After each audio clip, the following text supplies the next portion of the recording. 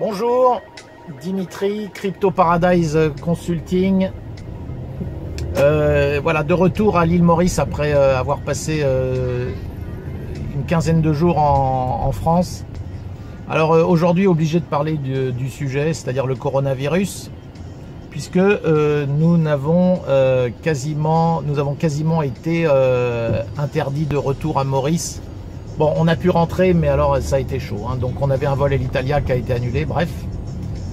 Donc, au final, de retour à Maurice depuis avant-hier, je crois que j'ai bien fait de m'échapper avant qu'on passe en phase 3 et que ça devienne encore plus compliqué.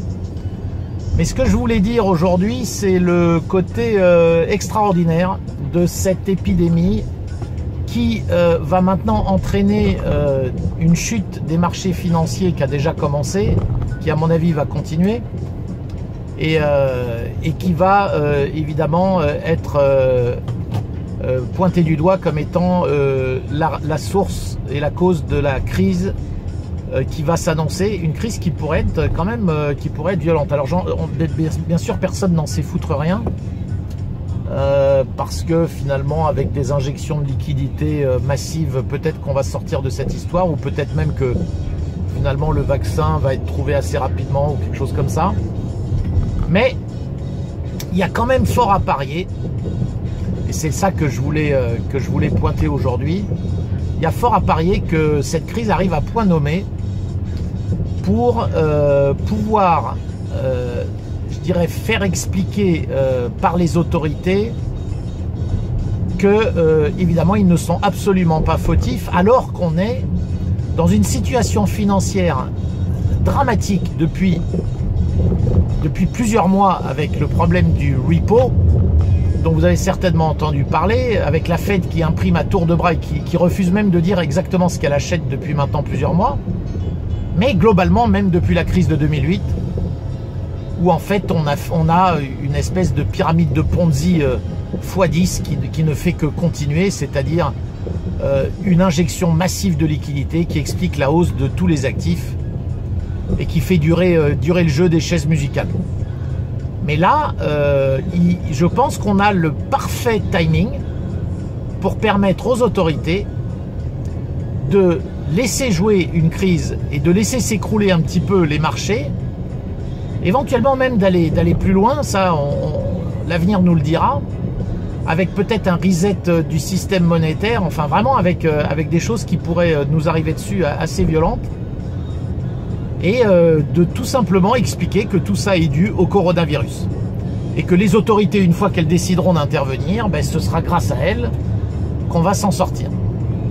Voilà, donc c'est, je pense qu'il y a un vrai pilotage de tout ce machin, même si il ne faut pas minimiser le nombre de morts, le fait qu'il y a quand même un vrai mouvement de panique qui d'ailleurs est explicable, hein, parce que c'est vrai qu'un virus, à partir du moment où il se multiplie, ça peut devenir exponentiel. Qui dit exponentiel, oui, il dit que ça peut quand même aller très vite.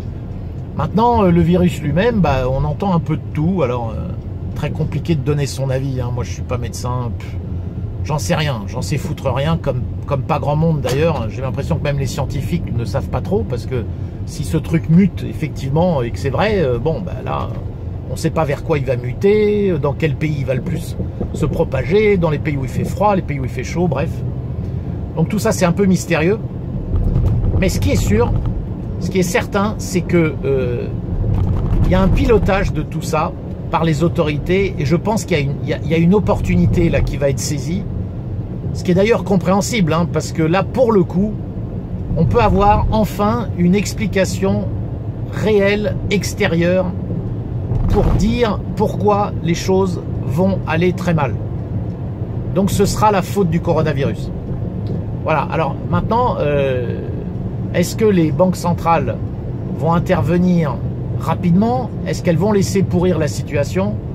C'est là un petit peu où je suppose que leur arbitrage est en train de se décider, à savoir à quel moment est-ce qu'elles vont arriver massivement.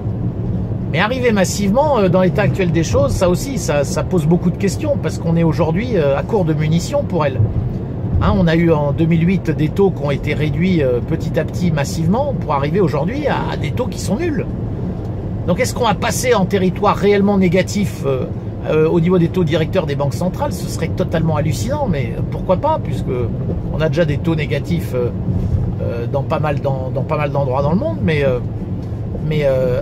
des taux négatifs au niveau de la Fed, bon, je sais que Donald Trump appelle tout ça de ses voeux, mais est-ce qu'ils vont vraiment le faire? C'est la grande question. Et est-ce que ça va être ça leur intervention? Parce que là, c'est vraiment la fin des haricots. Enfin, je veux dire, l'argent n'a plus du tout de valeur si on en vient là. C'est le monde à l'envers, si vous voulez, hein, et donc c'est le signe que vraiment les choses vont pas bien du tout. Alors on va se servir de cette histoire du coronavirus pour laisser les choses probablement pourrir un petit peu. Et ce qui va être très intéressant à observer, c'est comment est-ce qu'on va sortir de ça. Voilà. Allez, je vous souhaite à tous une bonne journée. N'oubliez pas que vous pouvez vous abonner, notamment au blog cryptoparadise.consulting ou souscrire à la chaîne YouTube. À bientôt.